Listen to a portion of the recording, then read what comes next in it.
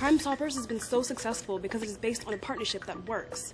The community, the media, and the police all work together to help prevent crimes and bring criminals to justice. Worldwide, as a result of tips to Crimestoppers, over 800,000 arrests have been made and more than $93 million has been awarded. The community plays two roles. First, a volunteer board of directors provides civilian guidance for the organization. They work on fundraising initiatives to make sure there's money available for those rewards we talked about. They make sure everything runs smoothly in your community, and they help promote awareness about the Crimestoppers program. If your community doesn't know about Crimestoppers, then the program doesn't work. That's the second thing. You have to help.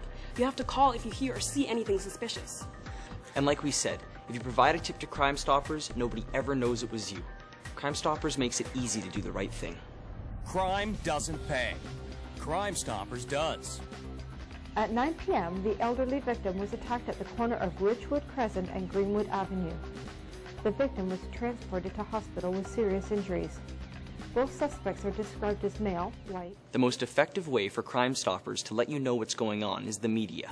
Newspapers, radio stations, TV stations, and even YouTube. They all help to get the Crimestoppers message out in the public. They provide information about Crimestoppers, and they also provide details about unsolved crimes. That's how it all started. That police officer put a reenactment of the crime on television. Someone remembered exactly what happened and called with a tip. Local stations still use reenactments to prompt someone who might have seen something to call. The suspect demanded cash and jumped up on the counter to gain access to the open cash drawer. The suspect fled the scene after receiving a quantity of Canadian currency. I know if I saw one of those on TV or heard it on the radio and saw something that might help, I would call Crimestoppers and give them any information I had. And that's when the police get involved. They're the other partner who works with the community and the media. They receive the anonymous tips from Crimestoppers and either start an investigation or use the information to help solve one they're already working on. Remember, no detail is too small. Even if your tip alone doesn't solve the crime, it might provide that extra bit of information the police need to find who they're looking for.